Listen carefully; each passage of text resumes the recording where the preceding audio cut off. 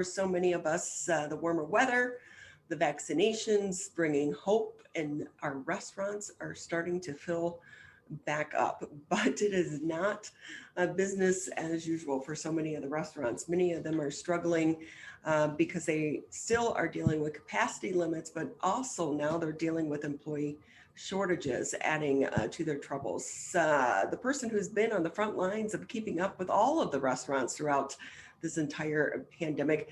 Melody Baetens with us here on the MegaCast. She's the restaurant critic and reporter for the Detroit News. Melody, great to have you with us again.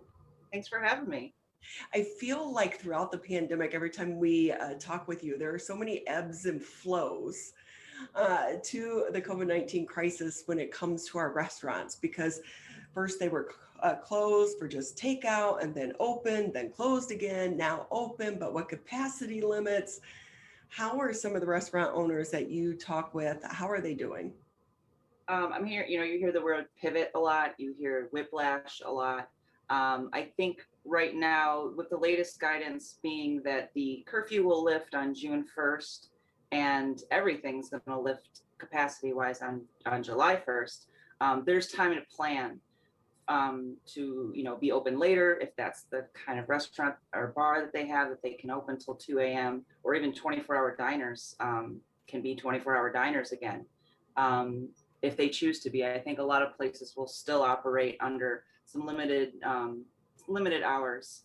But yeah, it's, I think one thing that when the mask mandate was lifted last week, a lot of restaurateurs were taken aback. They didn't know what to do right away. So they kind of posted to social media and say, look, we're going to talk to our staff.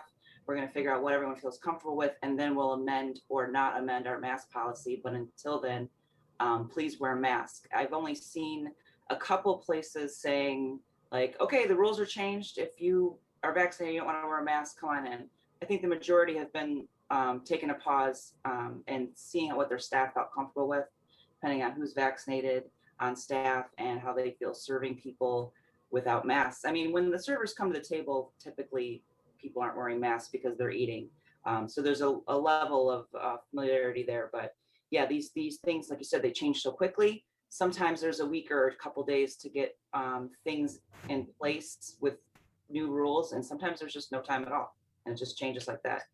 Yeah, I know for so many of the restaurant owners, they've really been frustrated throughout this process, because a lot of times they're hearing about these changes when it's announced publicly for the first time. Exactly. There's not like, they don't get an email from, sometimes the MLCC will send things out. The Restaurant Association does, but that doesn't represent all restaurants and all kinds of restaurants. That's really an industry organization. There's no like one set group where you can go to get this information. The health department can, relay it, but sometimes it's slow versus, something the governor might say in a news press conference or something. She might announce, things that affect the restaurants that day. And one of the things too, it seems like when they do change some of the requirements, there's not a lot of talk and clarity about the old ones. Like we were talking at the top of the show, are restaurants technically still required to be taking names for their customers for contact tracing? We know most restaurants aren't, or at least the ones that I've been to over the past few months. And so a lot of those conversations, do they still have to do health screenings? And I guess maybe Monday that's going to be addressed through MIOSHA maybe? I hope so, because like you said, I have not seen a lot of contact tracing. Now, with some restaurants, you might not realize you've given your information. Like if you've made a reservation through an app, they've got your information. If they need to get a hold of you, they can. But if you just walk in and no one asked you for your details and you pay in cash, there's no way they can contact you if there is an outbreak there. I think everyone's just kind of looking forward and hoping that there's no need for contact tracing now with vaccinations, and now that we're getting to what feels like the end of restrictions. Melody Baetens with us here on the MegaCast. She's a restaurant critic and reporter for the Detroit News. And Melody, when it comes to that 11 p.m. curfew, is that lifted June 1st or July 1st? From what I've read, it's lifting June 1st. which is a big deal. If you have a neighborhood pub or a bar or, even like a sports bar, sometimes the Tigers play on the West Coast and the games start late. And if you want to have, some beers and nachos with your friends and watch the game, you can't in a place that has to close at 11 o'clock. And COVID doesn't stop at 11, but I understand the need for the curfew was, to just have perimeters, I believe. And, people, once the food, the dinner hour is over, most sales are through drinks. And I've had bar owners even say to me, like, when people start drinking, they forget the mask rules. And I think that's the reason for it. But I'm happy to see the curfew lifted because I think that's going to help a lot of businesses that focus on sports and drinks and kind of more nightlife. And with that as well, but they'll still be at the 50% capacity limits.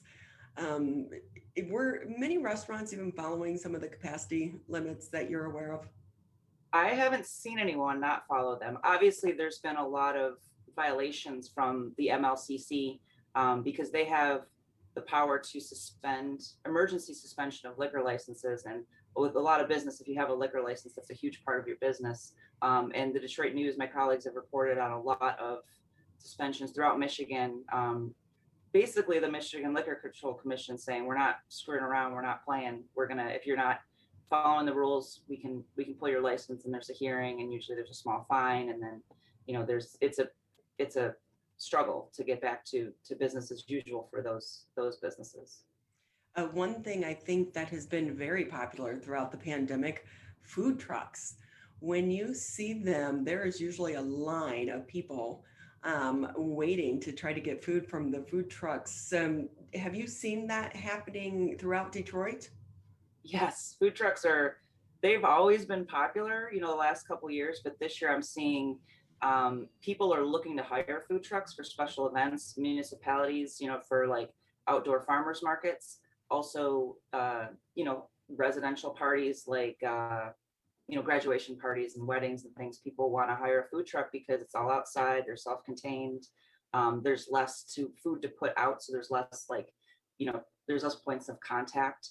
The food trucks return to downtown during lunchtime, downtown Detroit near Campus Martius. They're there 11 to 3 weekdays, and they rotate. They're in the Woodward area near Woodward and Jefferson, and also in Cadillac Square there near Campus Martius. And they're very popular.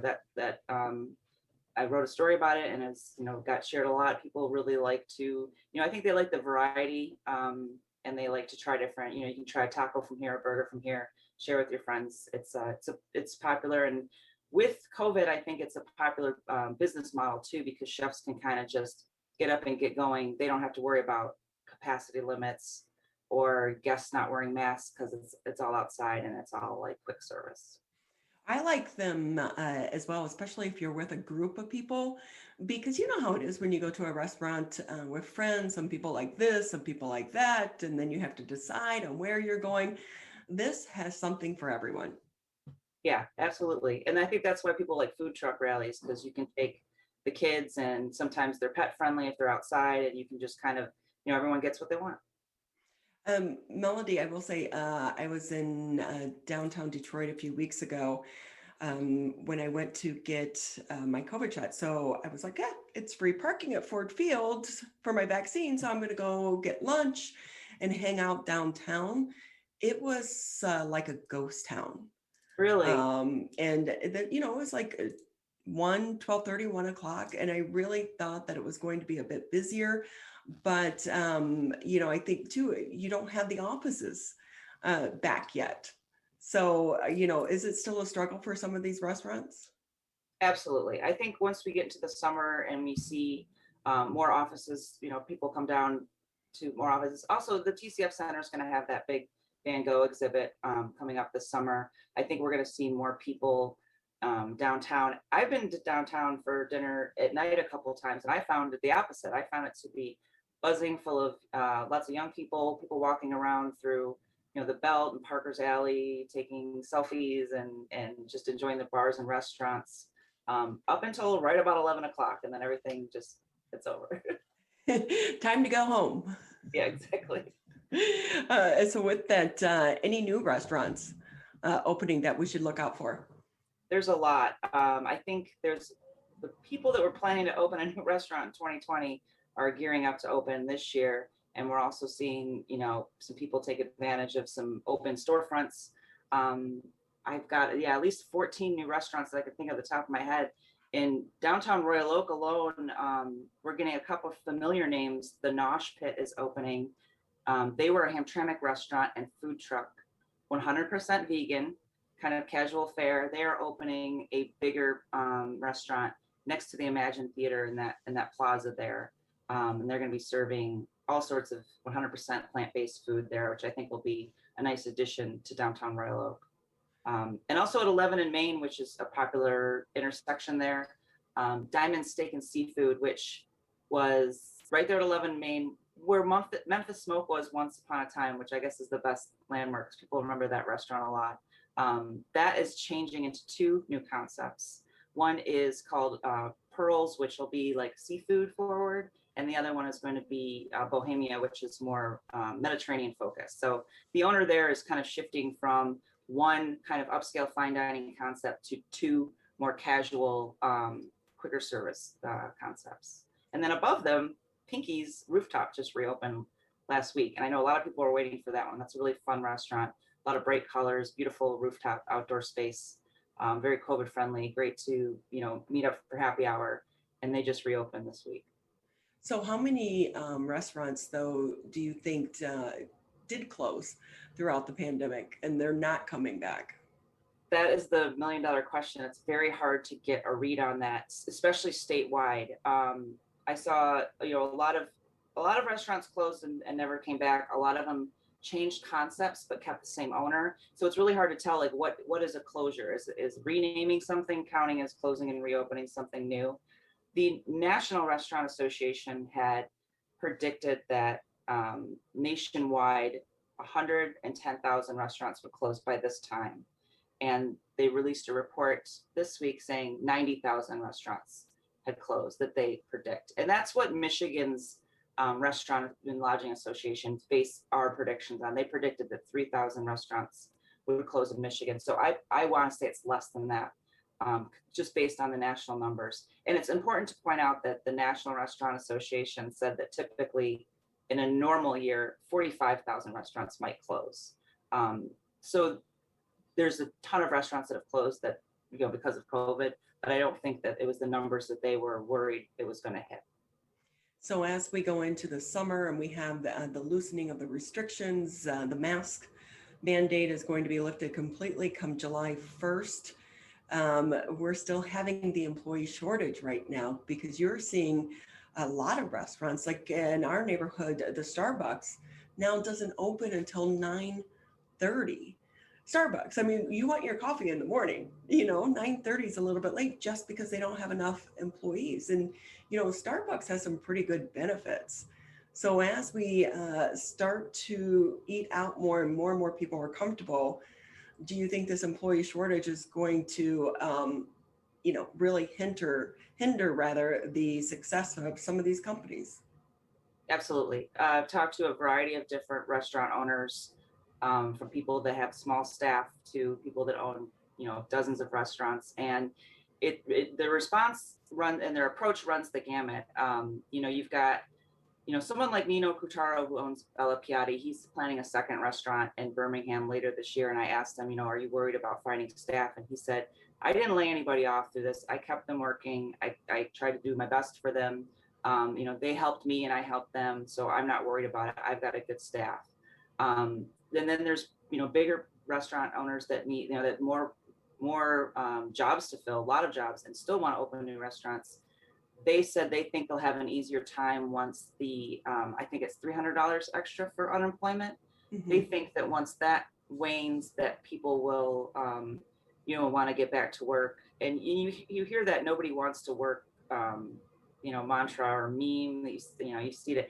I don't really think it's about nobody wanting to work. I think that, it's a frontline job. You're going to people, when they're not in a mask in a restaurant, you're handling food. There's a lot of factors that go into it. Some people aren't able to go back to work because their children are still being taught at home. Or they have a health issue that they don't feel comfortable going back to work until more people are vaccinated. there's a million different scenarios for all this, but we are seeing a lot of interesting incentives, like the owner of Pinky's that I mentioned. He has several restaurants, some in Howell, some in Royal Oak, and he's offering anyone that he hires and they stick with them and they're hired by June 1st, he will give a $500 bonus if they're hourly and a $1,000 bonus if they're a salary like manager position, which is that's a good bonus. It's a good chunk of change. So I think that, he's willing to invest in finding people that are interested in working and staying and sticking around. And, we should point out too, when some people say, well, these are low paying jobs and the owner should be paying more, the, profit margin for some of these smaller mom and pops, very small, but also when you're, a waiter or a bartender, you're really working for the tips. And, you can make a lot of extra money, but one of the things you're seeing, some people aren't going back in because they either change jobs or because of the capacity limits, they're not making what they used to make prior to COVID. So they say, you're weighing all those options, do I want to go back for making less money, but still there the same amount of time? Exactly. And they're doing, because they're short staffed, a bartender might also be running food, plating food, not just getting drinks ready. They might be running the tables. I've talked to a lot of restaurant employees who, they had one job before COVID, but now at the restaurant, they kind of just fill in where they need to because they're short staffed. So with that too, Melody with us here, restaurant critic and reporter for the Detroit News. In the winter months, it was all about those garden sheds and the igloos. As we go into the summer months, you're starting to see now a lot of these restaurants trying to offload these igloos and garden sheds. When you're talking with some of the owners that you meet with, are they planning on keeping them? Because storage can be a little bit difficult for them. I think every restaurant's going to have a different story with that. I know that some of them are going to hold on tight, especially those heaters, which were in really short supply. But it's, I think if you can expand your capacity with a couple domes, and what a lot of places do is they require a deposit. If you want 6 people to go out and eat in a dome, which even post-COVID will seem kind of interesting, I think, because it's, you're insular, it's just you and your friends. You don't hear other tables. And depending on why you're going out, that could be attractive. But, they ask for a deposit in advance, so they're making sure they're getting, that table's worth for, holding it for those people. So I think that business model may stick around, as we see next fall and winter. I think, because they do exist. And some of them were built to last. Like in Southwest Detroit, they built these beautiful luminarias, which are not made of plastic. They're sturdy material, and they are adaptable. You can change the colors in them, you can change the panels in them, and they are vented. They're really nice structures. I don't see those going away anytime soon. I will say, I'm like, I've been on Craigslist because I'm like, I want one of the small garden sheds. As you see more restaurants, plus it was for some of the restaurants too, we've seen them actually expand and do a more permanent outdoor area. Whereas maybe before they didn't have the funds, because we know some of the grants did help provide for them to create these outdoor dining areas. Yeah, I think people are going to continue to feel more comfortable outside. Outdoor dining is always popular in Michigan because we get only so many months where it's nice. And I think that even with vaccinations and, the kind of the restrictions lifting, it's just going to feel safer for a lot of people. And they're going to really want that outdoor table. Well, it's always great talking to you. We learn so much when you come on the show. Thanks for having me, Ronnie. So before we let you go, the one place you are recommending everyone try this year, if they haven't been there. Oh, your local, tiniest, most mom and pop diner. Go and get a big carryout, tip big. Yeah, that's what I can recommend. The one closest to your house where you appreciate the most.